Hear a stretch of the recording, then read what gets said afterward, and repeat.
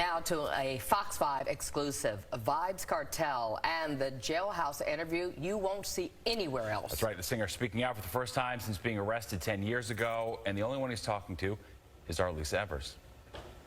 International dancehall superstar vybz Kartel has been behind bars for nearly a decade for a murder he claims he did not commit, locked away deep inside a Jamaican prison. I've been trying to interview him for several years, but it seemed impossible. Then one night I got a surprising call. Adidja Palmer, better known as vybz Kartel, was on the line, wanting to set the record straight.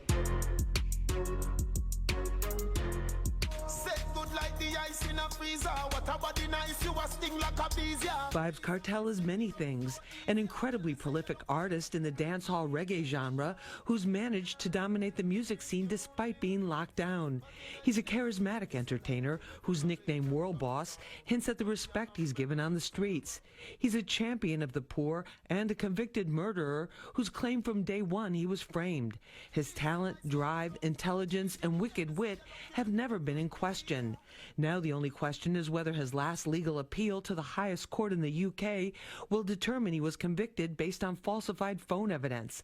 A lot is on the line. He could be a free man by 2022 or an inmate for 30 or more years. It's enough to send anyone into depression, but not vybz Kartel. I hope you're hearing me. Yes, yes. As you look around the cell that you're in right now, can you describe for us what that looks like? It's dark. It's hot. It has like 3 or 4 bunk beds. It's got a toilet in the corner, and it's got a huge grill. Lots of metal. It's like a dungeon, but it's, instead of being in the cellar, it's in the attic. I'm actually in the roof. You say you're in a better place mentally than physically. A lot of people would find that hard to believe. Yeah, because I was sick for a few years. So definitely I'm recovering physically, but mentally I've always been in a good place because I know I'm innocent and I know I'm coming out. Do you really believe that?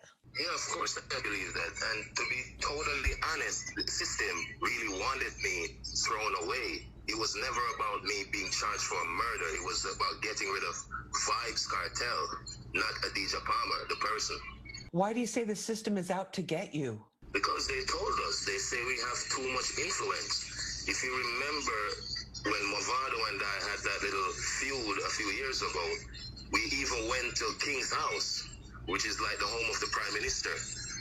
And they were telling us that, oh, we're leading the kids astray, and if we don't stop what we're doing, we're not going to get any permission to do shows and stuff like that. So it has always been about the influence that vybz Kartel has. The dancehall music genre, like gangster rap, does not shy away from lyrics that talk about guns and street violence, as well as sexually explicit content.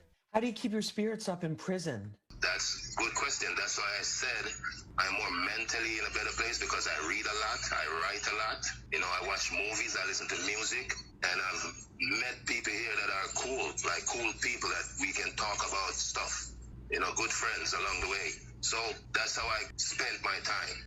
You've had a lot of songs come out since you've been incarcerated. About how many songs have you written during this last decade that you've been behind bars? Lots of songs I can't even count. At one point, I was sending out like 3-4 books a month because when I write the songs, I usually send the books out when I get visits. Thousands of songs, really. And I know all of them are not going to be able to get released maybe in the span of my career, but you know, I just keep writing and writing. It makes me better. Are you concerned that the conditions there are going to impact your health? I'm basically just thinking about going home now because everything is drawing to a close, so I'm not really worried about my health as much. I'm doing much better, you know, so it's all good. Kartel's attorney, Isop Buchanan, filed a fresh evidence appeal based on the findings of a British digital expert who found that his cell phone had been tampered with prior to his trial. It's expected to go before the Privy Council, second only to Queen Elizabeth in authority. Yes, God save the Queen, because she's the only one that can save me now.